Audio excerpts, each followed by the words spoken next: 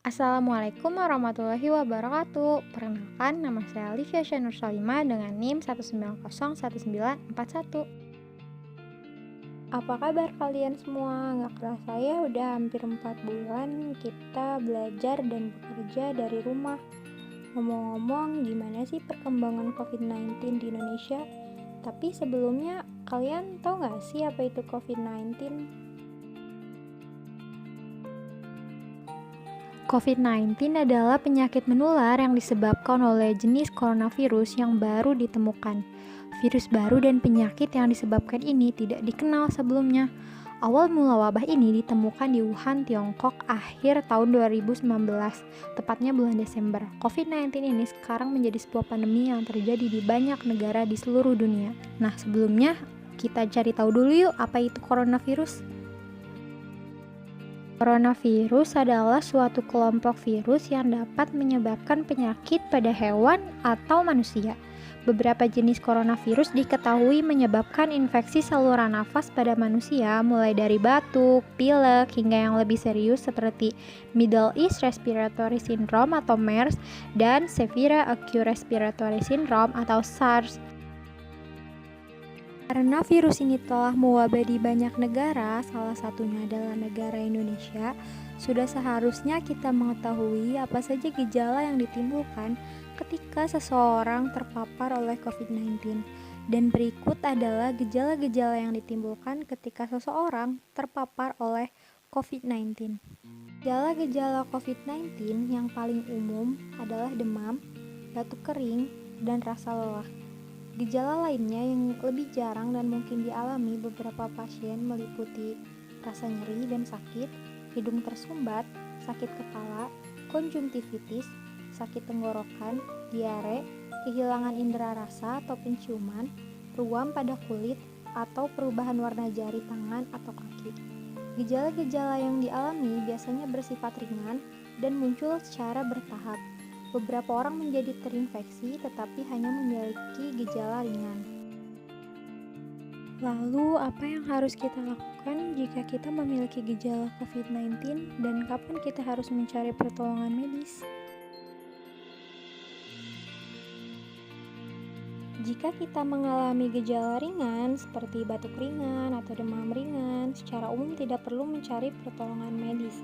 Karena kita bisa memanfaatkan gawai untuk mengunduh aplikasi kesehatan yang terhubung langsung kepada ahli medis.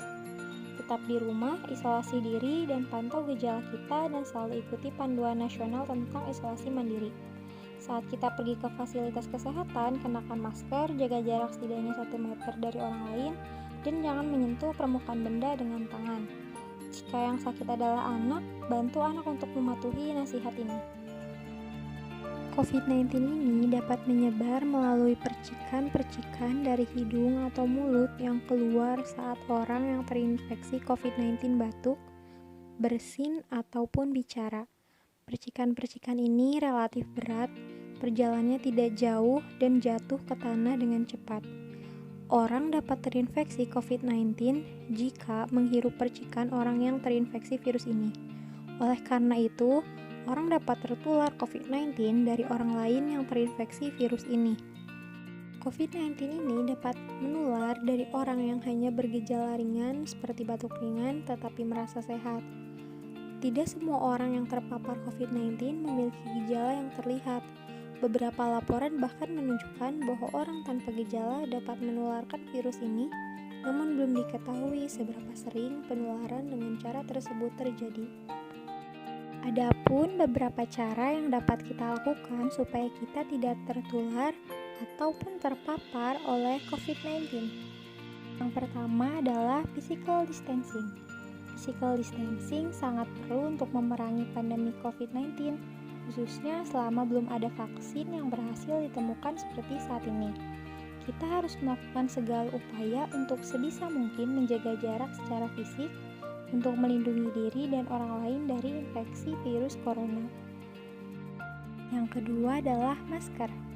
Meskipun masker memang bukan jaminan utama untuk mencegah kita tertular penyakit, pasalnya virus juga bisa masuk lewat mata. Selain itu, jumlah partikel virus juga berukuran kecil, masih mampu menembus beberapa jenis masker. Akan tetapi, masih efektif dapat menangkal cipratan cairan dari saluran pernapasan, biang penularan virus corona. Menurut studi, masker dapat melindungi tubuh dari paparan infeksi 5 kali lebih baik dibandingkan orang tanpa masker. Yang ketiga adalah mencuci tangan menggunakan sabun dan air bersih yang mengalir. Kuman dan virus dapat menjangkau tangan manusia dari benda-benda sekitar yang terkontaminasi. Maka dari itu, menjaga kebersihan tangan adalah langkah penting untuk menghindari sakit dan penularan kuman ke sekitar. Yang keempat adalah memperhatikan pola makan. Menjaga pola makan sehat, bergizi, dan seimbang adalah bagian penting untuk mendukung sistem daya tahan tubuh. Untuk itu, selama masih memungkinkan untuk membeli dan mengonsumsi makanan sehat, kita disarankan untuk melakukannya. Selain itu, kita juga harus memperhatikan kesehatan tubuh dengan cara berolahraga. Yang terakhir adalah menjaga diri dan lingkungan kita tetap bersih. Sayangnya masih banyak rakyat Indonesia yang lalai dan kurang paham mengenai COVID-19 ini. Hanya edukasi menjadi faktor dari permasalahan. Pilihan ada di tangan kita semua. Masih mau kumpul bersama keluarga di rumah atau diam di rumah sakit sebagai pasien yang kesembuhannya bahkan belum terjamin? Semoga tugas yang dosen kami berikan dapat bermanfaat untuk kita semua. Saya Livia Hasya mengucapkan terima kasih banyak. Hidup Indonesia, hidup pendidikan Indonesia. Wassalamualaikum warahmatullahi wabarakatuh.